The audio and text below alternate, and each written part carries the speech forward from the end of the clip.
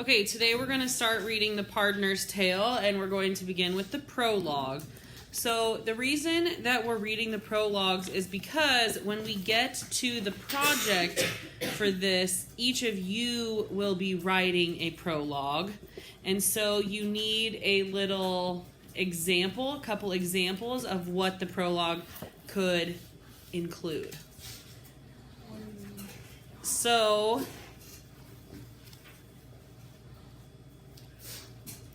remember, well, Thad, I guess, unless you guys watched, oh, scary. Unless you watched the video from yesterday, what are the qualifications for a winning tale? What do you mean? I'm asking you. You're asking me. You're the only one that was here. Let's see, it has to be entertaining. Okay? And it has to be, like, what's that one thing? Moral? It has to be a moral story. Okay, so there's the tales that the pilgrims tell are going to be judged on two qualities. How entertaining it is and how morally... Acceptable? Yeah, how good of a moral it teaches, how virtuous it is. So some of the tales are actually, like, inappropriate, but they have a good lesson at the end. It's just the story's kind of inappropriate to learn this good lesson. Someone said yesterday, so basically they're like children's stories. Yes, same premise as a children's story. A children's story is meant to teach a child a certain behavior. In their original form, many fairy tales are actually horrifying, traumatizing stories that have been watered down to be acceptable to youth today, or children. 149. 149. Like, what's an example Can we of not do the nice very one? horrifying child story that has been altered? Hansel and Gretel. Hansel and Gretel, the Little Mermaid.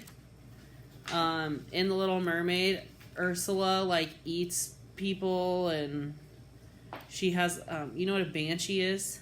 Isn't it a type of It's like a ghost that screams. Yeah, it Yeah. screams, and the scream either kills you or like turns you into causes you to have a mental illness. oh Like schizophrenia. or Yeah. whatever. wow. Delusions. Yeah, and Not know that. okay. So, we're going to read the Pardoner's prologue. Now, in order to grasp the entire irony of this tale, we also need to remember what we know about the Pardoner from the general prologue, which, Thad, what do we know about the Pardoner from the general prologue? Well, he was traveling with the really ugly scoundrel summoner guy. Yes. He has gross long hair. He thinks himself to be pretty and in style. He's girlish, good at singing and telling stories though. Okay. And then he pardons people by selling them relic things, which are actually just random bits and bobs. So we could say that if we had to describe him in a couple of words, he's a scoundrel, he's greedy, he's selfish. Okay. Masters, quoth he, in churches when I preach, I am at pains that all shall hear my speech, and ring it out as roundly as a bell, for I know all by heart the thing I tell. My theme is always one, and ever was, radix malorum est cupidas, which means greed is the root of all evil. First, I announce the place whence I have come, and then I show my pardons, all and some. Our liege lord's seal on my patent perfect, I show that first, my safety to protect, and then no man so bold, no priest nor clerk, as to disturb me in Christ's holy work.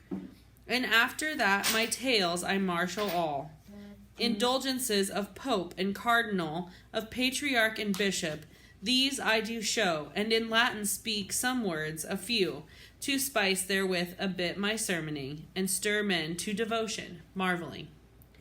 Then show I forth my hollow crystal stones, which are crammed full of rags, and of bones. Relics are these, as they think, every one. Then I've in latent box a shoulder bone, which came out of a holy Hebrew sheep. Good men, say I, my words in memory keep. If this bone shall be washed in any well, then if a cow, calf, sheep, or ox should swell that's eaten snake, or been by serpent stung, take water of that well, and wash its tongue, and 'twill be well anon. And furthermore, of pox and scab and every other sore, shall every sheep be healed, that of this well drinks but one draught. Take heed of what I tell. Okay, so someone asked, I think, what do these relics do? Well, here is a alleged use for a relic. So what could you do with it? Save your animals, cure your animals. Yeah, if you put one of these relics into your well, everything that Drinks out of it, it's like healed. everything that drinks from it will be like healed. Okay, we could say, what's a phrase that we use to describe people who have a really convincing, like what the words that they say can convince people to do anything they want. There's a little saying. It's got a color. Yellow. No. Wait, what? Charismatic. Like It's a little saying. It's got a color and a body like part. Silver tongue. Silver tongued. Ah. Okay, so we use this to describe someone who speaks words so well that people are drawn to them and they follow. And that is the pardoner. So when he goes into a new town, the first thing he does is gets everybody to worship the ground he walks on by preaching to them, ministering deeply to their souls, so they want to buy these relics from him. And he's so good at that people throw their money at him. But what he sells them is worthless Junk. items. Yeah, so There's no relic behind it at all. right, so he says here a bone, a shoulder bone from a holy Hebrew sheep. It's probably It's- not. Probably from a sheep he passed on the road that was dead. And he picked up the bones and put them in his bag and said they were from Jerusalem. Okay?